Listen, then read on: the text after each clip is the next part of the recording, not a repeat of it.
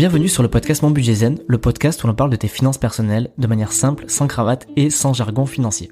Je suis Thomas, auteur du site et compte Instagram Mon Budget Zen, et que ce soit seul derrière mon micro ou avec mes invités, on va éplucher tous les sujets liés à tes finances personnelles, la gestion de budget, comment épargner plus, l'investissement et la liberté financière. Pour soutenir le podcast, n'oublie pas de laisser un commentaire sur Apple Podcast ou de le diffuser un maximum à ton entourage qui pourrait être intéressé. Dans la description, tu as tous les liens pour récupérer tes produits gratuits et pour t'abonner à ma newsletter. Bonjour à tous et bienvenue dans ce nouvel épisode du podcast. Cette semaine, on va recevoir un invité qui est déjà venu. C'est la première fois que je fais ça, où il y a un épisode 2. Il s'agit de Alexandre Lacharme. Il était venu dans l'épisode 27 pour nous parler d'investissement dans les parkings. Et il a une deuxième spécialité. Alors, entre-temps, Alexandre, il a explosé, il a écrit un bouquin, il vit maintenant du coup de ça, de ses parkings, et il fait des formations là-dessus. Et il a aussi une autre passion qui est l'investissement dans les montres. Et ça fait un moment que je voulais inviter un expert pour nous parler d'investissement dans les montres, parce que c'est un investissement qui est atypique, un peu exotique, mais je sais qu'il peut intéresser vraiment beaucoup de monde, parce que c'est un investissement passion, un petit peu comme on avait vu avec Daniel Imacolato pour le vin. Et alors, c'est pas un investissement qui est pour tout le monde et pour démarrer, on est vraiment sur des investissements atypiques et à part, mais je pense que ça peut vraiment avoir le coup de comprendre comment ça marche, d'avoir vraiment les bases pour comprendre, si ça vous intéresse, de savoir comment investir dans les montres concrètement. Et Alexandre, il fait ça depuis plusieurs années, il s'en est fait une spécialité, et je trouvais que c'était vraiment intéressant qu'il puisse nous décrire toutes les bases sur l'investissement dans les montres. Donc comment, quel type de modèle on peut regarder, comment on achète une montre de luxe, comment on la revend, quelle rentabilité on peut espérer, quels sont les risques, quelles sont les erreurs à éviter si on veut investir dans les montres.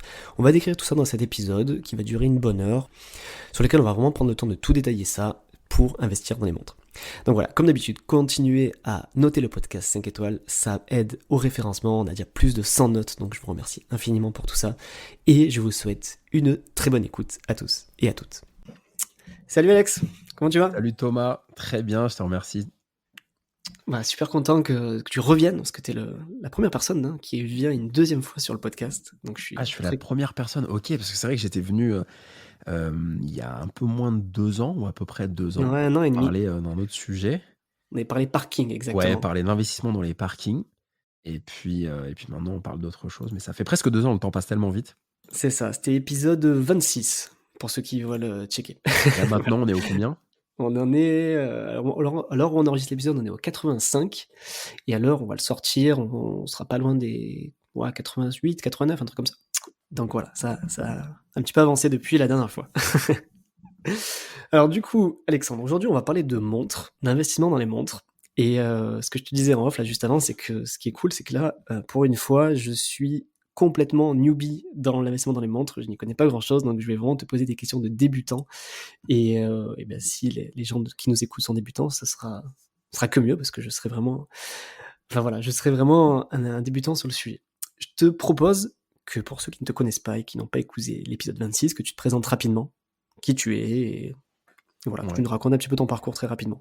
Ok, écoute, merci pour l'invitation déjà Thomas, une fois de plus. Je m'appelle Alexandre Lacharme, donc j'ai 36 ans, je suis né à Paris, j'habite à Paris, je suis passionné de montres et je collectionne des montres depuis longtemps.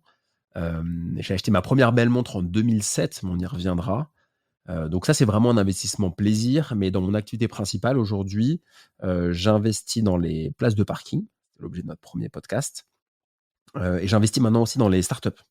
Donc je m'intéresse au private equity en tant que business angel sur des petits tickets, vraiment early stage comme on dit dans le domaine. Donc tu vois 15 000, 20 000 par startup. Donc ça, c'est assez nouveau, mais ça me passionne énormément en ce moment, pour changer un peu l'immobilier, dans lequel j'exerce toujours depuis 10 ans. Ça fait depuis 2013 que j'ai commencé à investir. Premier parking en 2013, et aujourd'hui j'en vis complètement. Donc c'est-à-dire que j'ai quitté mes activités de salarié courant 2022. Donc avant, les parkings c'était plutôt un side business, et maintenant j'ai quitté ces activités. J'en vis complètement. J'ai écrit un livre aussi là-dessus, et voilà, maintenant j'investis mon temps et mon argent dans d'autres projets. Trop bien. Je peux même me corriger, je suis allé voir, c'était l'épisode 27 sur lequel tu intervenu. Donc, ok, pour pas induire les auditeurs en erreur s'ils recherchent cet épisode. OK, donc ouais, aujourd'hui, tu as un peu la triple casquette, un petit peu donc l'investisseur parking, Ouais, investisseur en montre et investisseur en start-up, en plus de ton exactement, activité aussi, que tu montes aussi sur le conseil en parking, hein, c'est ça? exactement, c'est tout à fait. Ouais, ouais, je suis un peu multi-activité. Un Heu, investisseur avant tout. oui, un investisseur avant tout, un entrepreneur avant tout. En fait, je me définis vraiment comme un entrepreneur aujourd'hui, c'est-à-dire un entrepreneur, c'est quelqu'un qui va avoir une idée en tête et qui va la matérialiser. Tu vois, j'ai aussi une chaîne YouTube, dédiée aux montres d'ailleurs, qui s'appelle Tocante. Bah, c'est un projet, que j'ai depuis le confinement, depuis 2020 et ça fonctionne bien. Donc c'est aussi de l'entrepreneuriat pour moi, tu vois? Lancer une chaîne YouTube, lancer un podcast, ça fait partie de l'entrepreneuriat donc je peux me définir comme un entrepreneur. Alors du coup, si on rentre un petit peu dans le vif du sujet des montres, est-ce que tu peux nous dire déjà, c'est quoi qui t'a amené à t'intéresser aux montres et investir dans les montres? Alors, j'ai toujours aimé les montres depuis que je suis vraiment enfant, comme plein de gens, plein de gens. Et les montres, c'est un domaine qui est assez, mystérieux parce que c'est vrai on porte une montre, parfois on n'a plus envie d'en porter. Moi, pendant plusieurs années, tu vois, j'en avais pas parce que je trouvais ça un peu désagréable d'avoir une montre au poignet. Donc j'avais des montres pas chères, tu vois, comme tout le monde. On avait des petites Festina. Quand tu es enfant, tu as des Flic-Flac, on avait toutes ces moi, je les Casio? ai eues, ces montres-là aussi, tu vois? Et tout le monde les a eues, c'est intéressant et quand tu vois des gros, collectionneurs aujourd'hui de montres, ils sont passés aussi par ces montres-là. Donc il y a des étapes, c'est un peu comme dans l'investissement, il y a toujours des étapes et ça me faisait rêver. Je peux pas t'expliquer pourquoi, mais je trouvais ça, intéressant, une montre, le cadran, la lumière que ça a, tu vois? C'est un bel objet. On dit souvent que c'est un bijou, un des seuls, bijoux de l'homme, même si l'homme, peut porter autre chose, des bracelets, des boucles d'oreilles ou ce que tu veux.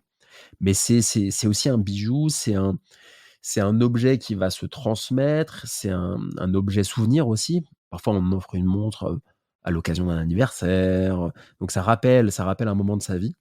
C'est assez affectif une montre et du coup, je m'y suis intéressé depuis toujours et en 2007, donc en 2007, j'ai 21 ans, je décide de m'acheter ma première belle montre et c'était une Bell & Ross, que j'ai achetée, je sais plus pour 1 730 €, quelque chose comme ça. Pour moi, c'était énorme à l'époque, mettre 1 700 € dans une montre, c'était incroyable. Mais je trouvais que c'était sympa, ça habillait une tenue, ça validait aussi peut-être une étape de ma vie et je me suis intéressé comme ça aux montres, tu vois?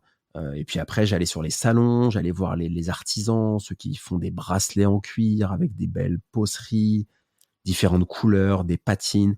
À cette époque-là, je m'intéressais aussi tu vois, aux costumes, aux belles chaussures et cetera et ça fait partie un peu du même monde. C'est un monde un peu élitiste, un peu d'esthète et ça me passionnait, mais j'avais pas les moyens, hein, puisque, c'était un domaine assez cher, donc j'avais pas les moyens, mais je rêvais, sur les forums, j'allais sur tous les forums. Je me souviens quand j'étais, commercial, bah, c'était au tout début d'ailleurs de l'histoire des parkings, hein. C'était à peu près à cette époque-là. Enfin 2007, c'était avant parce que j'ai commencé en 2013, mais quand je m'intéressais vraiment, c'était cette période-là et je me suis dit: «Bah, tiens, ça peut être intéressant d'investir dans les montres puisque c'est, un objet qui ne perd pas de valeur la plupart du temps, qui en gagne sur certaines marques et puis en même temps, c'est un placement plaisir et en cas de coup dur, bah, tu peux revendre ta montre et tu récupères l'argent. Donc plutôt que de le laisser, sous le matelas ou à la banque ou sur une assurance vie qui est un peu fluctuante, c'est assez tu mêles en fait l'utile à l'agréable. Donc c'est là où j'ai commencé à m'intéresser, aux montres. Mais je m'y suis pas intéressé dans un premier temps par le côté investissement, Ouais, plus tu par ouais, le à la base, côté c'était plus vraiment côté objet. plaisir, ouais. Voilà, le côté plaisir, le côté histoire, tout simplement. Mmh.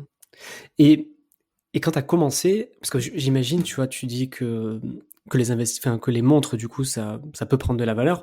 J'imagine qu'on parle pas de toutes les montres. Tu parles d'un certain type de montre ou d'une certaine type de marque.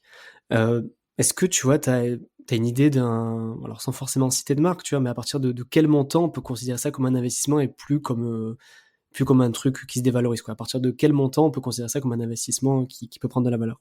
Alors ouais, c'est une bonne question effectivement.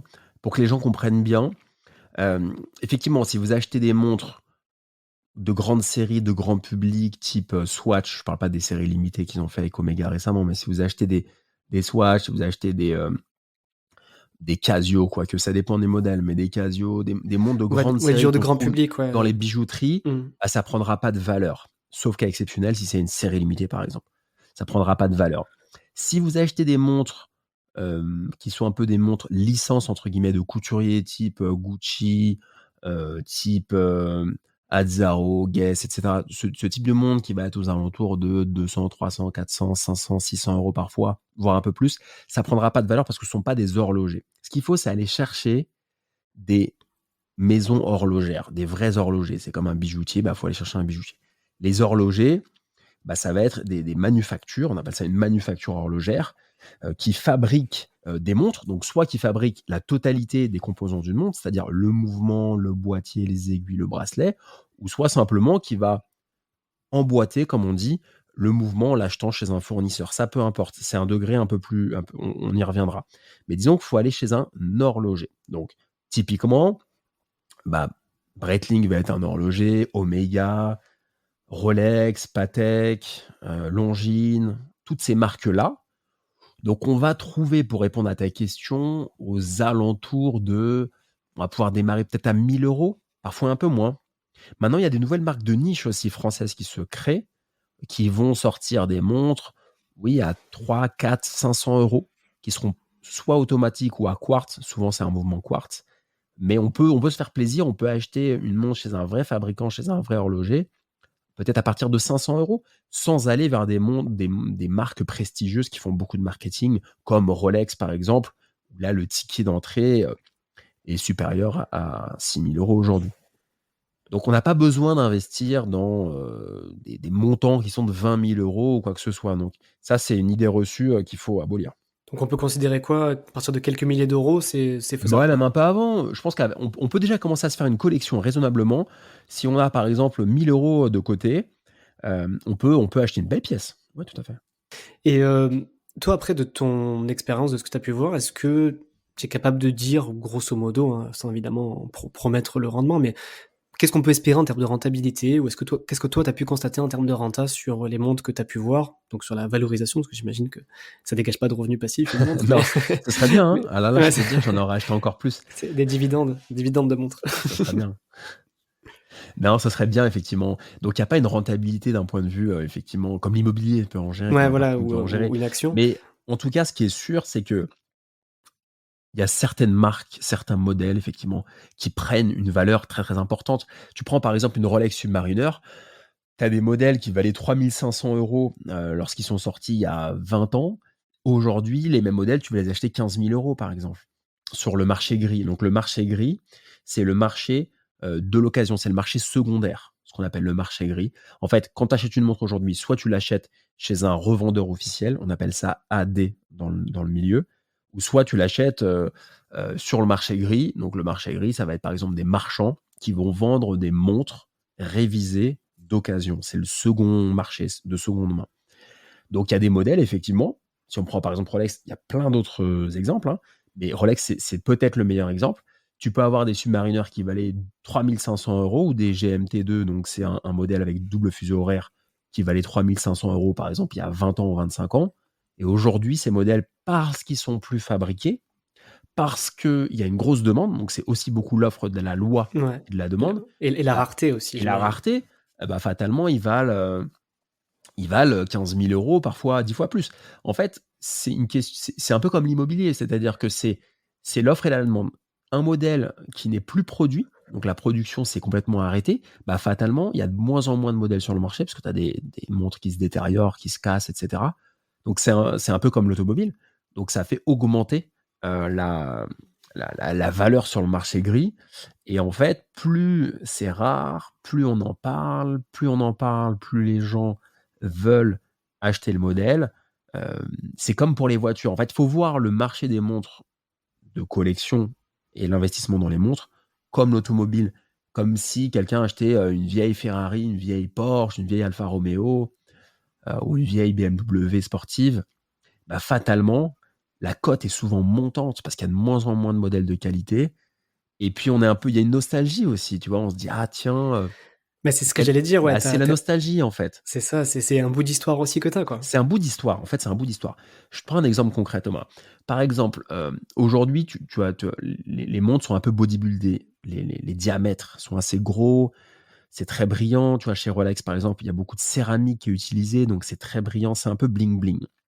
il y a toute une partie des passionnés qui veulent revenir aux montres un peu de leur jeunesse, plus fines, Ouais, avec plus plus de sobre. défauts, plus sobres, plus de charme et qui créent de la patine. Parce qu'à l'époque, il y avait des matériaux qui étaient moins sophistiqués et en fait, tu avais une patine. C'est-à-dire que, tu vois, sur la lunette de ta montre ou sur le cadran, avec les années, tu pouvais avoir une patine unique. Elle pouvait jaunir, en fait, un cadran blanc pouvait devenir un peu jaune avec, en fait, de la moisissure, des petits champignons microscopiques qui se créent et ça crée, un peu de moisissure. Ce qu'on appelle la patine, c'est ce qu'on voit dans le vintage et ça a un charme inouï. Et aujourd'hui, c'est un peu comme tu as dans les autres voitures. Et aujourd'hui, les modèles sont intrinsèquement plus sophistiqués, mais elles ont pas de charme, beaucoup moins, parce qu'en fait, c'est des matériaux inaltérables. Aujourd'hui, tu achètes une Rolex en 2022, elle ne bougera pas. Parce que c'est des matériaux comme la céramique et d'autres matériaux, et ça bouge pas dans le temps. Alors qu'à l'époque, ça bougeait. Donc les gens veulent revenir dans ces matériaux un peu plus vivants, on va dire, et du coup, ils sont prêts à mettre le prix. C'est rare, c'est plus fabriqué, donc ça spécule. Et c'est pour ça qu'aujourd'hui, on voit les modèles vintage sur certaines marques qui sont plus chers que les modèles neufs en prix boutique. Alors que techniquement, c'est dépassé. Ouais, c'est ça qui est C'est fou, ça qui quoi. est fou en fait. Et c'est marrant parce que tu sais, on parlait tout à l'heure du fait que ce soit un petit bout d'histoire. Et je sais pas, ouais, je pense que tu as vu le film Pulp Fiction. Ouais, Et ça me fait penser à. Ça a dû te marquer cette histoire avec la montre, là, il explique l'histoire de la petite montre qu'il donne à Bruce Willis au début du film. Je sais pas si tu te rappelles de cette scène. ouais, ouais. Et ça, enfin, pour moi, ça en dit long, en fait, sur le côté émotion, histoire et transmission, tu vois, que peut avoir un objet tel qu'une montre, tu vois. Et, Exactement. et c'est ouais, c'est ça qui me fait Ça, c'est aussi. important. Mais ce que tu dis est vrai. C'est-à-dire qu'il y a vraiment. C'est pas décorréler de l'émotion comme décorréler de l'émotion comme un bien immobilier, quoique. On met souvent de l'affect dans un bien immobilier, mais je prends le rapport par exemple au parking, tu vois, le parking c'est un fichier Excel, c'est j'achète tant, je loue tant, je calcule mon rendement, je calcule ma renta, brut, net, en enlevant les impôts. Là, une montre c'est différent. Ça doit d'abord être un plaisir. Tu dois d'abord soit aimer la porter ou soit aimer la regarder dans ta boîte, dans ton coffre. Et ça te rappelle des souvenirs, donc c'est complémentaire. Donc du coup, euh, on a parlé un petit peu des, voilà, des rendements qu'on peut espérer et tout. Est-ce que tu peux nous parler maintenant des risques? Parce que j'aime bien aussi toujours faire Alors le oui, parallèle entre les deux. bien sûr. Qu'est-ce qu'est-ce qu'on peut risquer? Enfin, tu vois, quels sont les risques concrets si on achète une vente, enfin les risques de perte qu'on pourrait avoir, Ouais. à quoi ce Il y a serait des, dû? il y a des vrais risques. Déjà, il faut acheter une montre authentique. Il y a beaucoup de fausses montres, surtout dans les montres recherchées. Tu prends par exemple Rolex, c'est un exemple. Il y a beaucoup de fausses montres. Donc n'achetez pas déjà de montres, par exemple sur les sites de petites annonces comme Le Bon Coin, c'est très très risqué. Ah ouais. Bon, le premier risque, c'est d'acheter une fausse montre. Donc là, perte sèche. Ouais. Vous achetez Parce que là, une pour la montre à revendre après. 5 000 euros, il s'avère que c'est une fausse. Bah là, perte sèche, parce que là, vous aurez du mal à retrouver ce sera une fausse. Moi, ça m'arrive une fois, hein. Ça m'arrive une Ah fois ouais. d'acheter une fausse, alors que la facture, il y avait une facture et tout, hein. Il y avait une vraie boîte, donc c'était une fausse montre, vraie boîte et fausse facture. Mais bon, et à un moment, si tu veux, je retourne la montre, je mets sur un forum, ah, elle marche plus la montre, ah, mais la pièce derrière, elle est un peu bizarre. Ah, je fais mince, je prends ma facture, j'appelle la boutique. Ah, on connaît pas ce client. Oh Donc putain. ça m'arrive une fois. Donc premier élément, faut s'assurer que ce soit une vraie. Ensuite, c'est de l'argent qui est bloqué, qui est immobilisé. C'est un peu comme quand vous investissez en private equity. Vous êtes business angel, vous faites un virement de 20 000. Avant de faire un exit, 3, 4, 5 ans, l'argent est bloqué, hein. Donc, si vous ne touchez pas de dividende, c'est bloqué. Donc, une montre, c'est pire, il n'y a pas de dividende. Donc, c'est de l'argent qui est bloqué. C'est-à-dire que si vous achetez une montre à 3 000 euros, il ne faut pas avoir besoin des 3 000 euros parce que ça ne va rien vous rapporter. Ça ne va pas générer d'argent, comme un bien immobilier, par exemple. Euh, donc voilà les points de vigilance. Les autres risques, ça va être de se la faire voler. Ça, c'est un vrai point. C'est un vrai point. Il y a une recrudescence, malheureusement, des vols de montres. Alors, c'est surtout sur les montres de luxe, comme Richard Mille, Patek et beaucoup Rolex. Donc, ça, faut faire très gaffe. Si vous avez des belles montres, moi, je vous recommande, Ouais, de et pas trop les afficher, quoi. la police vous recommande aussi de porter des manches longues l'été, malheureusement, si vous baladez dans les villes, si vous êtes sur un deux roues, si vous mettez pas dans les embouteillages, si vous êtes en voiture, mettez pas le bras dehors, parce que c'est vite arrivé, hein, ils sont à 2 sur le scooter, hop, Ouais, ils ouais, arrachent la montre et c'est fini. Donc le risque, c'est de se faire piquer sa montre, c'est d'acheter une fausse, c'est de bloquer de la trésor. Quand tu dis bloquer notre réseau, c'est que le fait que ce soit pas liquide, en fait, que ce C'est pas soit liquide, compliqué c'est pas liquide. que ce soit compliqué à Aujourd'hui, tu revendre, veux ouais. acheter, je donne un exemple concret, la personne a 15 000 de côté, elle se dit: «Bon, j'ai 15 000 de côté, LDD livret A, bon, ça me rapporte rien, c'est inférieur à l'inflation. Allez, je prends 5 000, je m'achète une Rolex pour, la garder en collection». Bah, on passe de 10 000 à 15 de 15 000 à 10 000. Donc tu as 5 000 qui est bloqué, donc c'est pas liquide. Après, il faut se rassurer, on pourra la revendre facilement. Mais oui, effectivement, c'est pas liquide. Donc ça, pour moi, c'est les points négatifs. Il faut s'y connaître aussi. Il faut s'y Ouais, moi, connaître j'allais et il faut surtout aimer ça. j'allais surtout demander là-dessus parce que on va dire, voilà, moi je suis débutant comme la plupart, je pense, des auditeurs, ils connaissent pas grand-chose aux montres. OK, bon, moi, je sais pas, moi, j'ai déjà 200 000 en patrimoine, je veux un investissement plaisir et diversifier mon patrimoine. Je veux mettre 5 000 dans une montre, mais comment être sûr quand on n'y connaît rien, bah, de pas faire une mauvaise affaire, tu vois? Ouais, Comment on se forme ou comment on se renseigne pour être sûr de trouver, bah, voilà, alors, que là où on va placer, ce soit pas ça a plus de chances de prendre de la valeur que d'en perdre, en tout cas. il y a 2 points. Premier point, si tu veux vraiment être dans une logique d'investissement, tu vas avoir un expert. Tu vas avoir, bah, un marchand, un expert en fait en montres, en Donc une horlogerie. boutique physique, tu veux dire plutôt? Une boutique Ouais. physique, tu vas avoir un expert. Donc il y a des boutiques, qui sont pas des revendeurs, de montres neuves, hein, qui sont sur le marché de seconde main, le marché gris. Mais tu as des experts dans Paris ou partout en France, il y en a partout. En France, en Belgique, en Suisse, aux États-Unis, il y en a partout. Et tu pousses la porte et tu discutes, tu dis: «Voilà, bonjour, moi je suis dans tel domaine, j'ai un peu d'épargne de côté. J'aimerais acheter une montre où la cote est montante pour la garder en patrimoine». Donc là déjà, On va pouvoir ne t'aiguiller un peu, quoi. exactement, il faut aller voir un expert qui va t'aiguiller. Ça, c'est la première chose, c'est une démarche, je dirais, purement patrimoniale, purement investissement. Après, si vous voulez plutôt vous faire la main tout seul et que vous êtes moins pressé, peut-être intéressez-vous aux montres, allez voir ce qui se passe un peu sur YouTube. Il y a plein de chaînes YouTube qui parlent de ça, dont Dont la la tienne. mienne, qui s'appelle Tocante, et d'autres. Hem, Renseignez-vous, achetez un livre sur les montres, allez essayer des montres en boutique, mais pas forcément des montres trop chères et commencez avec des montres, pas forcément si vous voulez, votre graal, c'est d'acheter une Rolex, bah, peut-être aller acheter une montre un peu moins chère. Il y a aujourd'hui des marques françaises qui fabriquent en Suisse ou en France, qui sortent des montres à 400-500 €. Donc et c'est des très, très jolis modèles. Donc déjà, intéressez-vous un peu à l'horlogerie et puis après, step by step, vous allez pouvoir accéder à des marques un peu plus prestigieuses, ce qui a été mon cas, hein. Moi, j'ai commencé avec une petite Bell& Ross et aujourd'hui, j'ai des montres un peu plus sympas. Mais pour avoir un placement purement financier, vraiment, le meilleur conseil, c'est d'aller voir des experts, de pousser la porte de marchands. Et de Aller de voir sur les parler, quoi. forums, En fait, de parler, d'échanger, de ouais. dire la vérité: «Voilà, moi j'y connais rien en montre, qu'est-ce que vous me conseillez de faire? J'ai 5 000 € aujourd'hui que j'aurais alloués dans une montre. Qu'est-ce que je dois acheter? Qu'est-ce que vous me conseillez de faire?» Et acheter une montre voilà. Et tu sais s'il existe, tu sais, des genres de CGP ou CIF qui sont spécialisés ou qui peuvent conseiller là-dessus? Alors j'imagine que c'est pas courant, mais tu as déjà entendu parler des conseillers en gestion de patrimoine qui peuvent te conseiller en montre? Je sais pas si ça m'étonnerait que ça existe, mais Ouais, tu ouais, vois, ouais, je te ouais. pose la question, J'ai, j'ai personne à j'ai pas vraiment de feedback par rapport à ça. À ma connaissance, les conseillers en gestion de patrimoine, ou assimilés, sont pas experts sur ce domaine-là. Peut-être qu'ils peuvent conseiller certains de leurs clients, mais ils sont pas vraiment experts. Après, il peut y avoir après, il peut y avoir effectivement des experts, en montres. Par exemple, j'étais à Marseille il y a quelque temps. J'ai rencontré, une experte en horlogerie, une femme d'ailleurs, une experte en horlogerie, qui est spécialisée dans les ventes aux enchères de montres. Très sympathique d'ailleurs. Hem, elle, elle ou d'autres personnes peuvent être à même, peut-être, de, faire des prestations de conseil en disant: «Bah, voilà, j'ai un client qui veut se faire une collection. Moi, j'ai une expertise, donc je vais vous, vendre du conseil pour vous constituer une collection». Donc ça doit exister.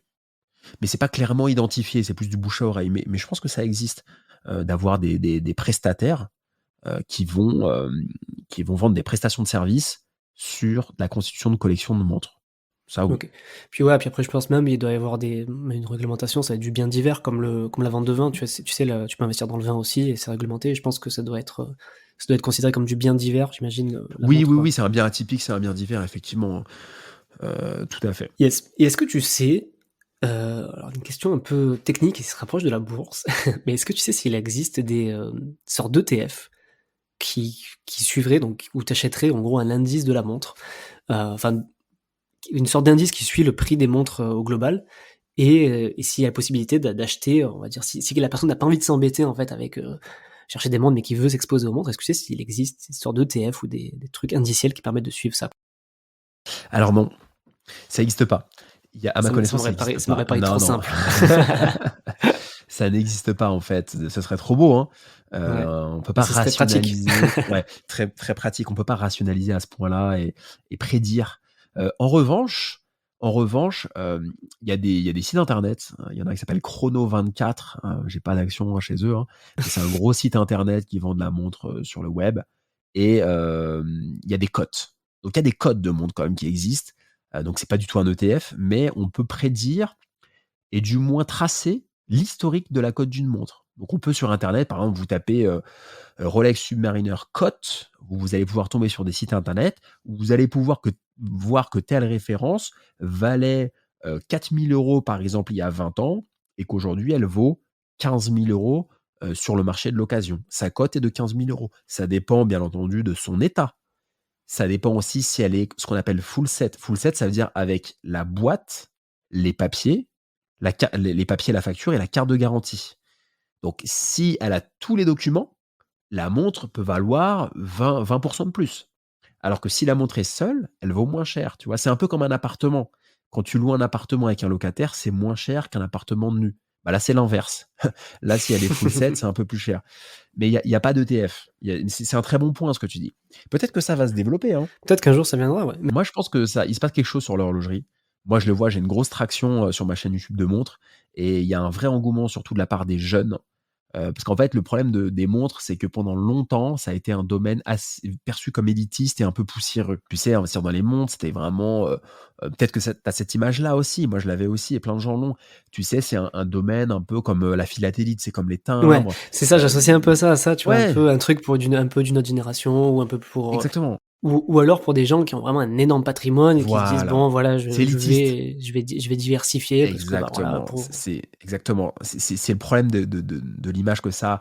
Donc tu vois, soit des gens très, très calés, très pointus, qui ont un peu beaucoup de temps, devant eux, qui sont à la retraite, tu vois? C'est un peu comme le monde du vin, de la philatélie, des voitures de collection ou des gens qui ont un très, très gros patrimoine. Mais ça s'adressait pas vraiment aux jeunes, tu vois? Aux jeunes qui ont 20, 30 ans, c'était pas vraiment ça. Et aujourd'hui, ça change vraiment parce qu'il y a un vrai engouement. Il y a plein de contenus de montres aujourd'hui sur TikTok et tu as des jeunes de 18 ans qui adorent, qui créent des TikTok. Sur YouTube, il y a plein d'acteurs maintenant. Tu as plein de jeunes, moi, qui me contactent et qui me disent, tu vois, sur Instagram, par exemple, tu as plein de jeunes qui me contactent et qui me disent: «Waouh, j'adore cette montre, j'aimerais bien l'acheter. Est-ce que tu sais où je peux la trouver? J'ai 18 ans». Il y a 3 semaines, j'ai interviewé un jeune de 19 ans sur ma chaîne YouTube de montres, qui nous présentait sa collection. Il a 19 ans et il est passionné et il a les yeux qui brillent. Il a 19 ans, il a déjà 5-6 montres, 2 Rolex, il a économisé, il bosse. Enfin, c'est fascinant. Donc en fait, il y a un rajeunissement de ce marché-là et je pense que du coup, il y a des startups qui vont se lancer et qui vont proposer peut-être un système un peu, alors ce sera pas de l'ETF, mais Ou du je pense que ça va fractionné arriver, peut-être? hein. C'est la Ouais, mode du ouais, ouais. fractionné, tu vois? Ça peut être, Ça va arriver et il y aura peut-être même, tu vois, des, des NFT aussi dans les montres, ça doit exister. Enfin, tu vois, en fait, c'est un domaine qui était poussiéreux et qui bouge là depuis 2 ans, c'est en plein, plein boom. et qu'est-ce que tu en penses toi de l'état du marché actuel en termes de prix? Est-ce que tu penses qu'on est enfin, j'ai aucune idée, tu vois, de je sais pas moi, du rendement, on va dire d'une Rolex un peu standard, sur je sais pas, sur les 10 dernières années. Est-ce que tu as une idée toi de je sais pas moi, d'une Rolex, tu as parlé de la Submariner qui a l'air d'être un classique. Est-ce que tu peux dire par exemple sur 10 ans une Submariner, qu'est-ce que ça a rapporté? Est-ce que ça fluctue quand même? Est-ce que c'est plutôt des pentes douces en montée? Est-ce que ça fait un peu les C'est en montagnes pleine russes, tu croissance, vois? pleine Ça croissance. C'est OK. en pleine croissance. Après, il y a des pics, parfois un peu fous et ça redescend. mais c'est en pleine croissance. C'est-à-dire que, je te donne un exemple concret, tu prends une Submariner, en 2016, une Submariner, ça devait valoir 5 000 et quelques ou 6 000 euros. Aujourd'hui, ça vaut la même. Enfin, elle est plus produite parce qu'ils ont changé la référence, mais elle vaut 15 ou 18 000.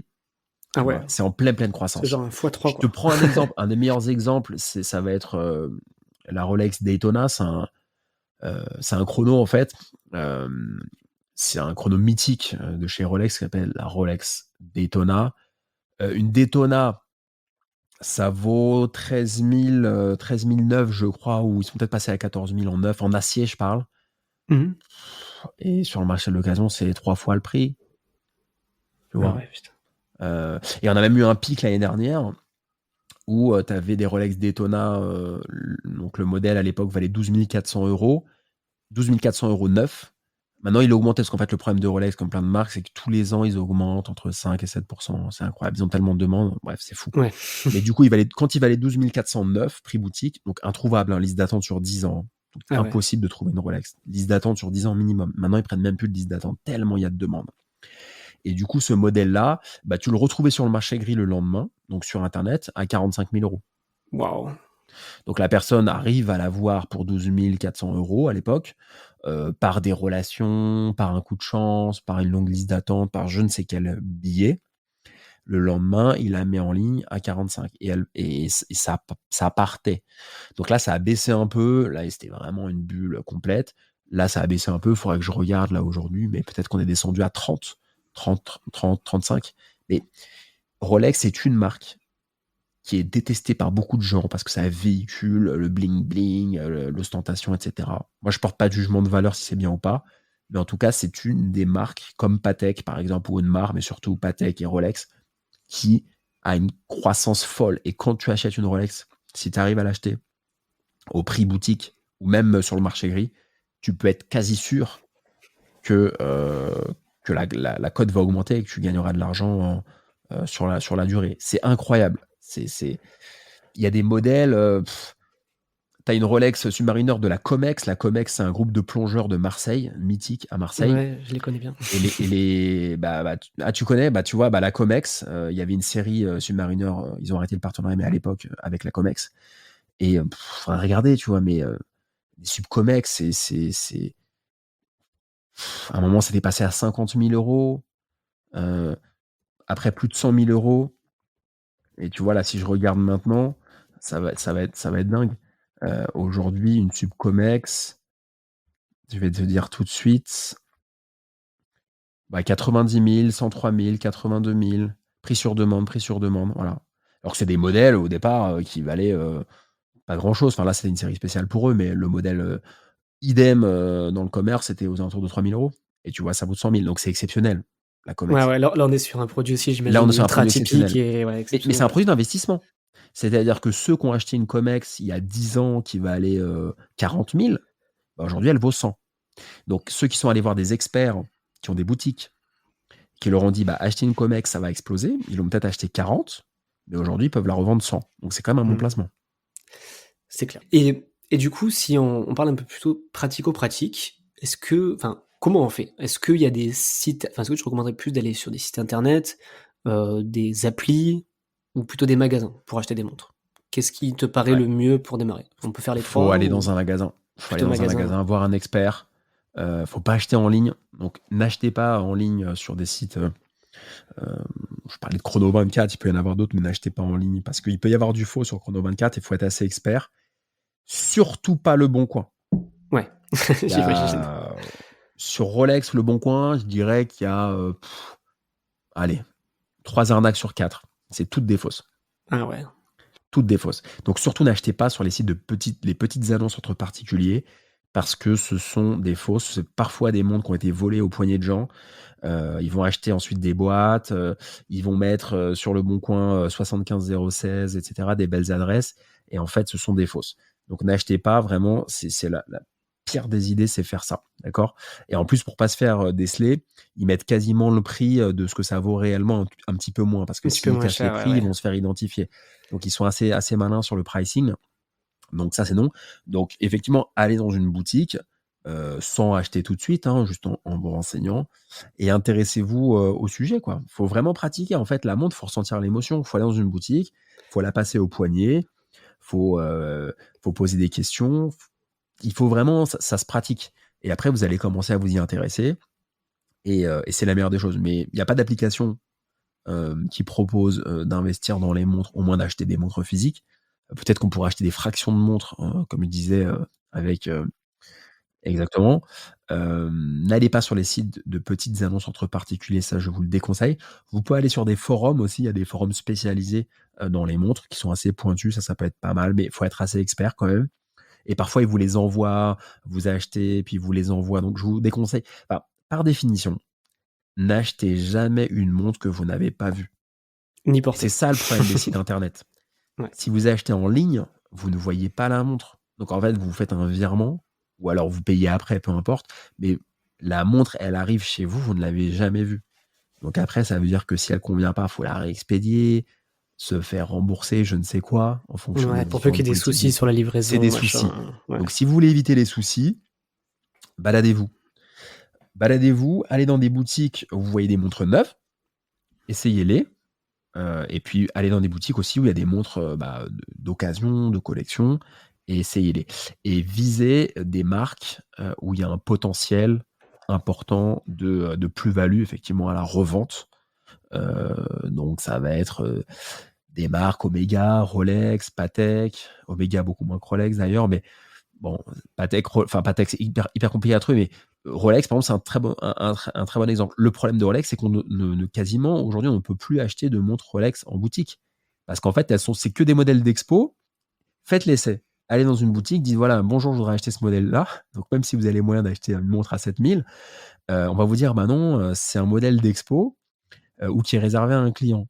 Donc c'est quand même assez triste et du coup, vous ne pouvez même pas acheter une montre si vous avez les moyens de le faire. En fait, ils sont tellement forts en marketing.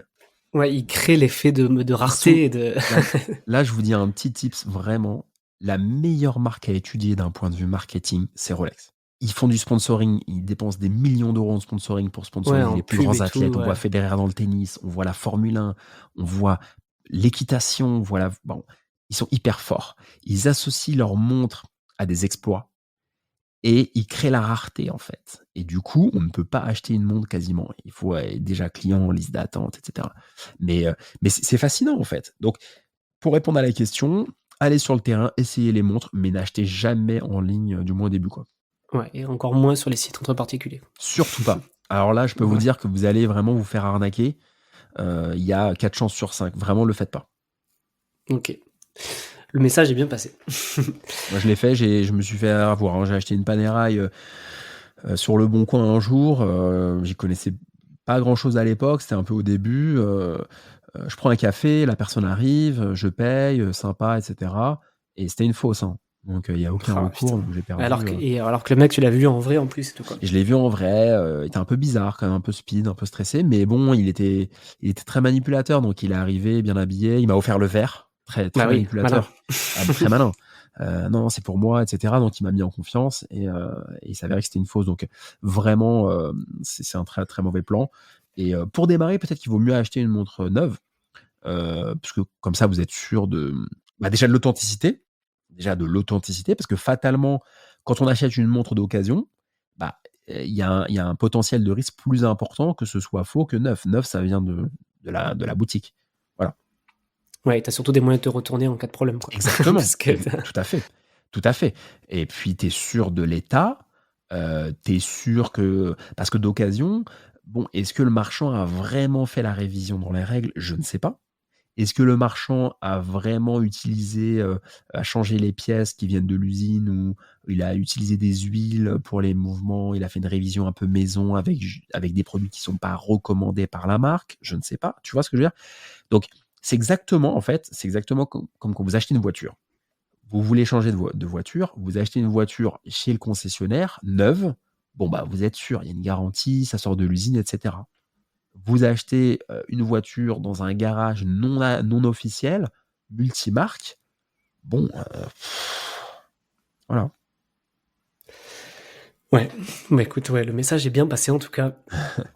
Non, mais c'est un point de vigilance, Toujours, il qu'on faut moi je veux vraiment pas vendre du rêve aux gens en disant, mmh. «Sortez votre épargne, allez courez acheter des montres de luxe», c'est vraiment, vraiment pas mon propos. Mon propos, c'est que c'est passionnant, c'est intéressant, c'est très rentable, si vous achetez les bons modèles, hein, comme je vous disais, vous achetez aujourd'hui une Rolex neuve, vous quittez la boutique, elle a pris 20 ou 30. C'est c'est c'est incroyable. La problématique réside dans le fait de pouvoir l'acheter. C'est Exactement. ça au final. Non, mais c'est très important de le dire. Mais de toute façon, tous les gens vont le constater en allant faire les boutiques. Mais la problématique, c'est comment acheter ce modèle. Et moi, par exemple, j'ai réussi à acheter ce genre de modèle parce que j'ai acheté la première chez ce revendeur à une époque où c'était un peu plus facile de l'avoir. Quand je passe le voir, je lui dis bonjour, donc je suis identifié et du coup, il peut me faire passer en priorité par rapport à des clients lambda. Mais c'est assez compliqué, donc il y a un côté un peu relationnel, c'est comme dans Ouais, l'IMO, hein. ce que j'allais dire, c'est comme dans l'IMO, quoi, tu te crées C'est ton comme dans réseau l'IMO, d'agents, c'est tu comme dans ouais, l'IMO. tu à force de voir avec les agents, tu leur montres que tu es C sérieux, tu vas prendre un Tout à fait. café, C'est machin, comme dans bon, l'IMO. ouais. C'est comme dans l'IMO, demain vous achetez des appartements ou des immeubles de rapport, bah, vous êtes la personne qui n'y connaît rien, bah, on va un peu, vous faire comprendre que vous faites perdre du temps à tout le monde. Demain, vous êtes un investisseur aguerri, bah, vous faites un resto avec, un apporteur d'affaires, un agent IMO, un marchand de biens et tout est plus simple. Donc, les montres, faut pas se précipiter. C'est pas, l'investissement miracle. Il faut s'y intéresser, Je pense que mais c'est un ça peut être un investissement super passion in avant tout, en fait. et ouais, franchement, ouais, Mmh. passion c'est passion avant tout, hein. Il y a vraiment zéro passion, je pense qu'on peut trouver peut-être plus safe et mieux, ouais. Et après, ce qui concerne la fiscalité, ça a toujours son importance. Je sais pas si tu sais, en gros, quand tu revends, je sais pas moi, tu achètes, une Ouais. montre 10 000, tu la revends 20 000, tu es imposé de quelle manière? C'est flat tax Alors ou c'est tu un très bon point. En fait, si c'est moins de 5 000 €, il y a pas besoin de déclarer quoi que ce soit, il y a pas de plus-value qui s'opère. C'est alors ça 5 la 000 règle. € quoi, sur le gain ou sur le capital? Si la vente est inférieure à 5 000 Ah €. OK, sur le total, OK. Voilà, si la vente est inférieure à 5 000 €. Si c'est au-delà de 5 000 €, ça va s'ajouter simplement en fait à vos impôts sur le revenu. OK. Ça s'ajoute à tes impôts sur le revenu. Donc après bon, a priori, on va pas vendre, toute la journée des Oui, montres de luxe. Si vous mettez alors par contre oui, faites attention, si vous mettez à toucher de l'argent, sur des ventes, 3-4 fois dans l'année, je pense qu'à un moment, ouais, ils vont le fisc le va fils, ils vont mettre le commencer nez à dedans un regarder peu, ce que ouais. c'est. Mais si vous le faites, il y a une tolérance. Si vous le faites, de manière exceptionnelle, bon, une fois dans l'année ou 2, bon, c'est pas méchant. Si c'est une petite somme, moins de 5 000, il y a pas besoin de faire de bruit. Si c'est au-delà de 5, c'est ça la règle, hein, si c'est au-delà de 5, bon, il faut le déclarer. Il faut le déclarer, il faut le déclarer. Après, si vous en faites un business, créez une société. Bon, voilà, vous créez une société, là, il y aura plus d'emmerdement. Mais effectivement, il faut faire attention. Bon, bah, écoute, ouais, non, je crois que c'est on a fait le tour, Alexandre. Je sais pas si, avant qu'on conclue, si tu as d'autres choses, d'autres conseils peut-être à donner, en plus que ce que tu as déjà donné sur le sujet des montres, si quelqu'un veut se lancer, des points de vigilance qu'on aurait Ouais. zappés, Bah, pour dans cet résumer, échange? je dirais les points de vigilance, c'est, effectivement, pour vraiment que les gens, le fassent en pleine conscience, n'achetez surtout pas dans les sites de petites annonces. Ça, je le répéterai jamais assez.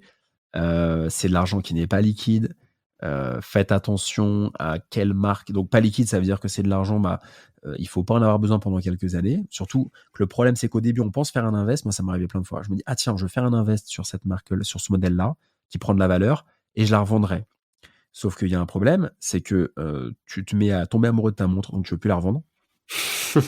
Donc tu mets de l'affectif, tu veux plus la revendre et de 2, ce qui est pas top si tu achètes une montre neuve, par exemple une Rolex neuve et que tu veux la revendre, c'est que si tu la revends, à un particulier, le particulier peut appeler la boutique pour, savoir que c'est une vraie. «Bonjour, tenez, je voulais juste savoir, j'ai acheté une montre auprès, de monsieur, Dupont. Je voudrais savoir si c'est une vraie». «Oui, oui, oui, c'est une vraie» et le problème, c'est que vous pouvez être un peu blacklisté du revendeur officiel qui vous vend la Rolex.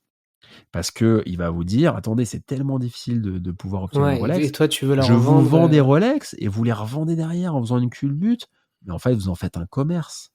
Donc tu peux un peu ça te peut être une bonne idée. griller. Ça, c'est du vécu, hein, pas chez moi parce que moi je les ai pas revendus, mais tu as plein de gens, ça leur arrive.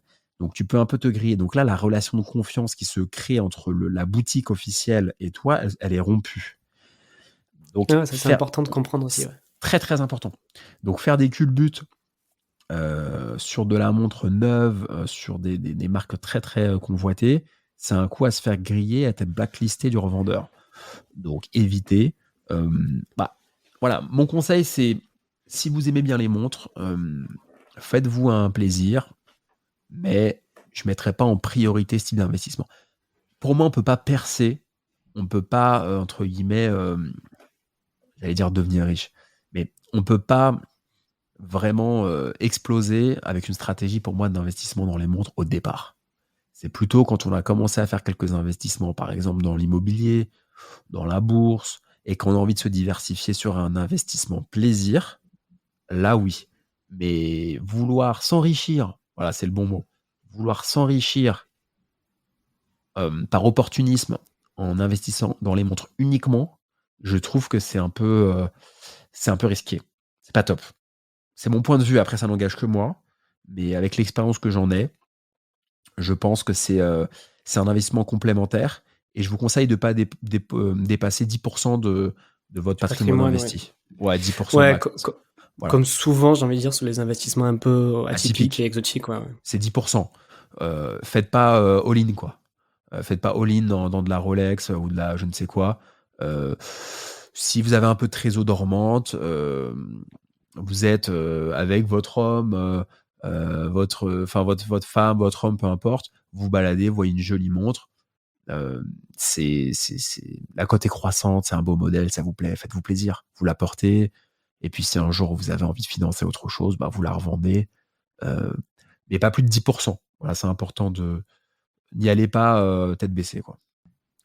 Et justement, tu parles de revente, je sais pas si on en a trop parlé, de quelle manière? Est-ce que donc tu as parlé du marché gris, Ouais.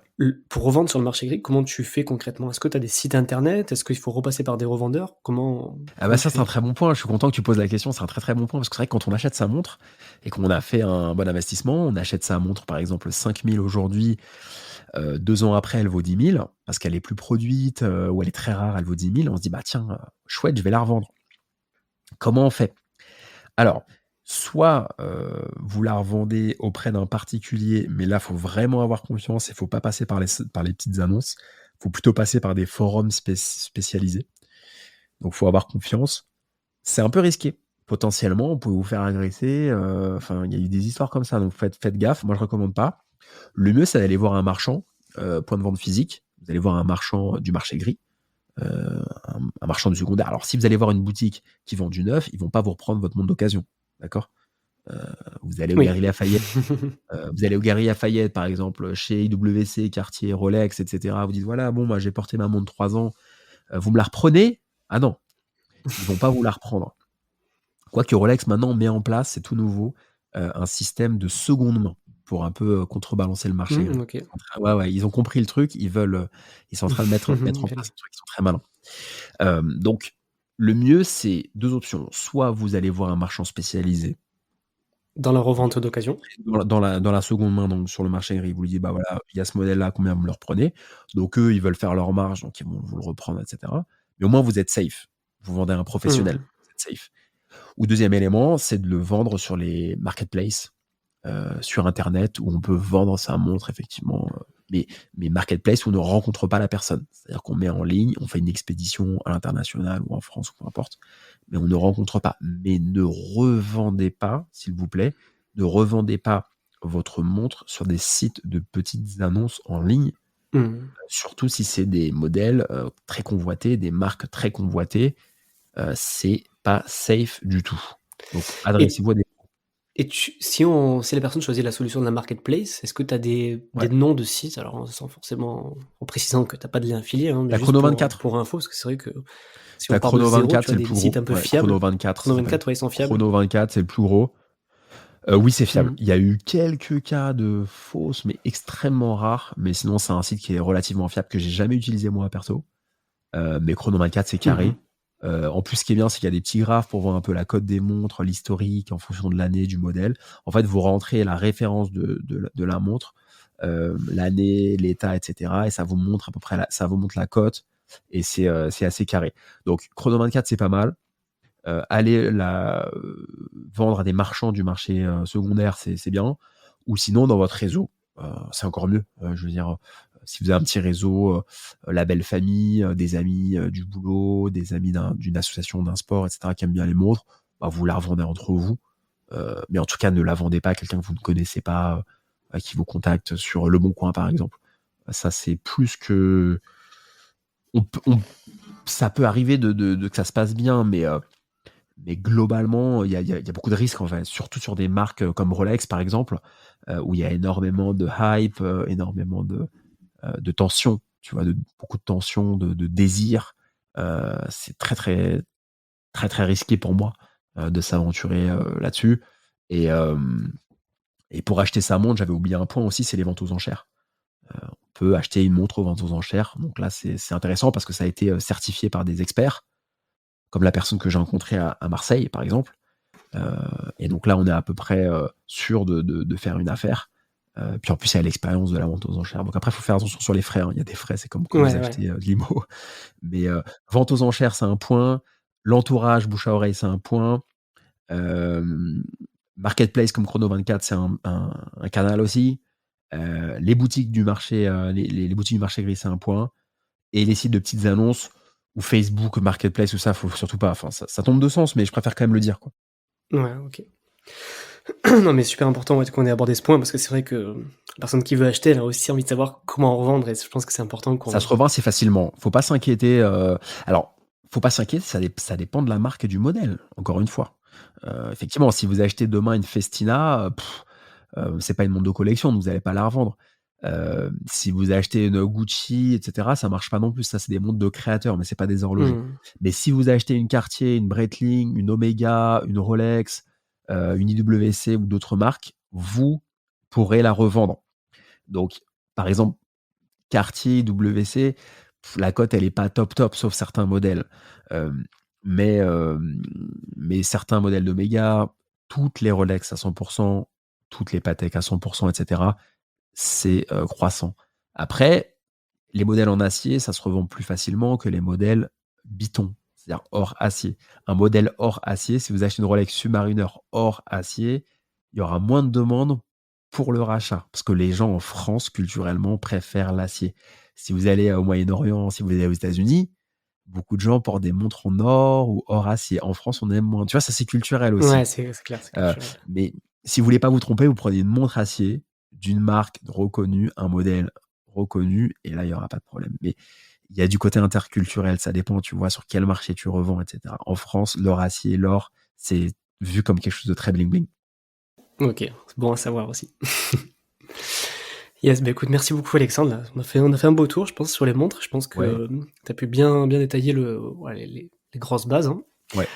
Est-ce que, je vais te poser ma question de fin, que je pose à tous mes invités, parler littérature un petit peu. Je trouve que c'est très important de se former en lisant. Et est-ce que tu peux nous recommander un bouquin?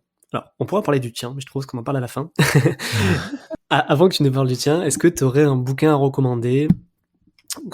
Voilà, ça peut être sur les finances. C'est forcément un livre ou ça peut être un média Alors généralement, je demande un livre. Mais écoute, vas-y, tentons. Si t'as un média intéressant, pourquoi pas? On va tenter. En livre de montres, il y en a quelques... Alors pas forcément de montres, hein, attention. Ah d'accord, ok. Non, je te niche quand même pas à ce point-là. Tu voulais me nicher à fond. Non, attends, j'imagine qu'il n'y en a pas 36 de livres sur les montres. Non, vraiment un livre global, ça peut être sur les finances perso, ça peut être sur l'entrepreneuriat. Ce que je demande, c'est juste que ce soit pas de la fiction, tu vois, que ça, quelque chose qui permette aux gens d'apprendre, de développer des connaissances, tu vois. Ou qui même avoir un déclic dans sa vie. Voilà. Je sais même plus quel livre j'avais donné lorsqu'on avait fait le podcast sur les parkings il y a 2 ans. J'espère que je n'avais pas dit Père riche, Père pauvre, parce que ça, tout le monde le dit. Ouais, non, ça, maintenant, je l'interdis, celui-là. Ça, il faut l'interdire, il faut le flag. Quel livre je recommanderais aujourd'hui?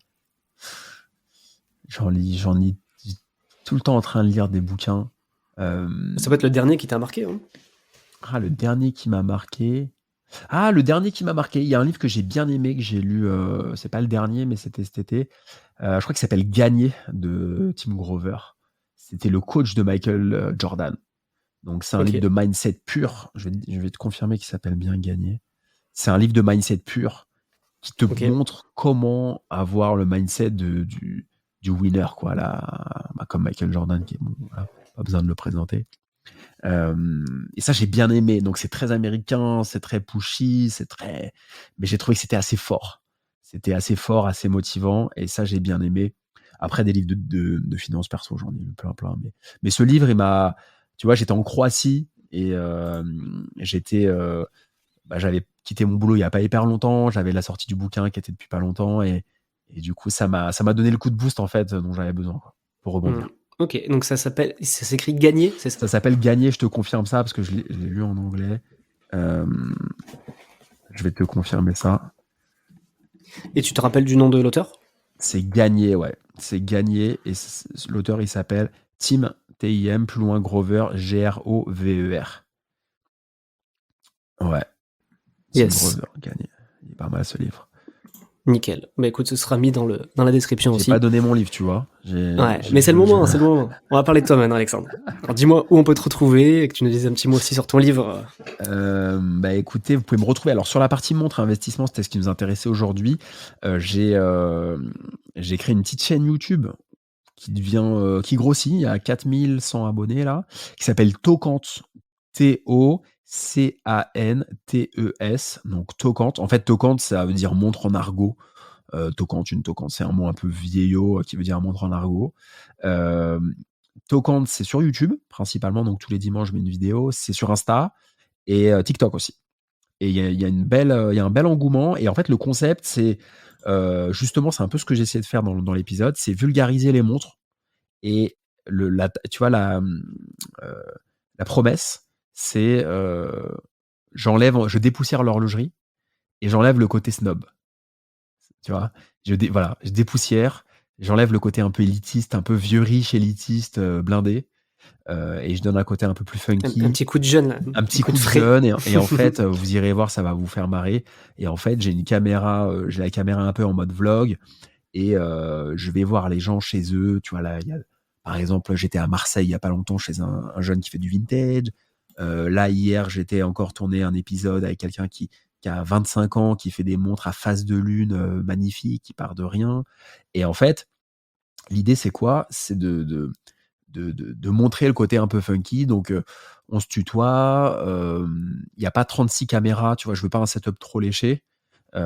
C'est un peu caméra au point. Après, je la pose, je la bouge pendant le truc. Et je vais chez les gens. En fait, c'est exactement le même ton que certaines chaînes YouTube de voitures. Je sais pas si certains vous regardez du contenu un peu voiture.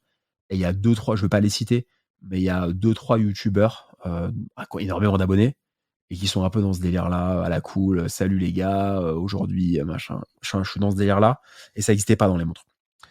Donc ça, c'est le point. Et puis après, vous pouvez me retrouver sur, voilà. Et puis en perso, sinon, c'est investir dans les parkings. Investir dans les parkings pour créer sa liberté financière aux éditions Erol, sorti le 16 juin 2022. Et c'est un bouquin qui raconte qui donne la méthode sur comment investir dans les parkings et qui explique comment j'ai fait aussi le parcours. Donc, il y a une partie récit au départ et il y a une partie méthode. Donc, il y a du concret et en même temps, il y a un peu de motivation. C'était important pour moi. Et donc, c'est valable. Enfin, vous pouvez le trouver à la Fnac, sur Amazon, dans toutes les librairies en France. Et il fonctionne bien. Il marche très, très bien le livre et je suis très content. Ouais, et puis en plus, j'imagine qu'il n'y a pas 36 livres dans ces thématiques. Enfin, là, tu t'es bien T'en as niché pas sur. beaucoup, Ouais. t'en as quelques-uns, mais le mien, la différence qu'il a, c'est que euh, je mets vraiment mes tripes. C'est-à-dire que c'est pas l'investissement parking pour les nuls. Ouais, ouais. Tu C'est racontes pas bien ton méthode histoire 1, aussi. méthode 2, méthode. Il y a mon histoire, il y a le storytelling, il y a les erreurs que j'ai faites, là où je me suis planté. Tu vois, il y a vraiment. Je suis pas trop roman, je suis plus livre dev perso, etc. Tu vois, mais j'ai essayé de l'incarner et qu'il se lise un peu comme une histoire. Et je l'ai écrit tout seul, Mhm.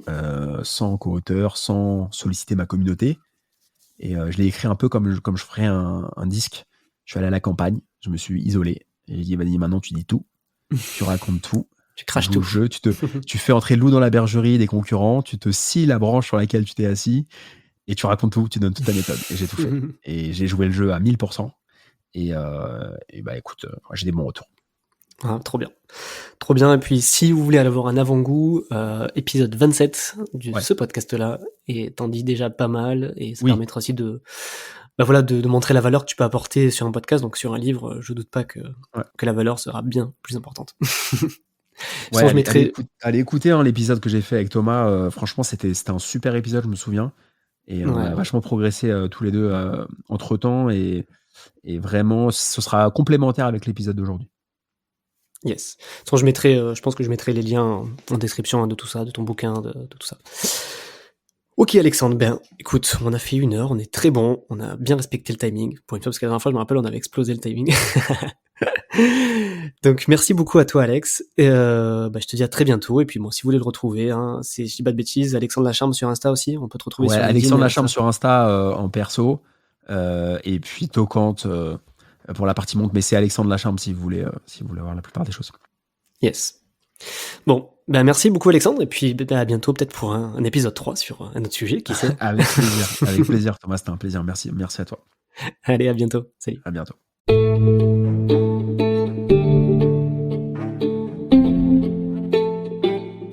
Si tu entends ce message, c'est que tu as écouté ce nouvel épisode jusqu'au bout, et pour ça, je te dis un grand merci. Si tu l'as apprécié, tu peux en parler à ton entourage, ou mettre un commentaire sur Apple Podcast, ou depuis peu sur Spotify. Ça aide énormément pour la visibilité et la diffusion du podcast.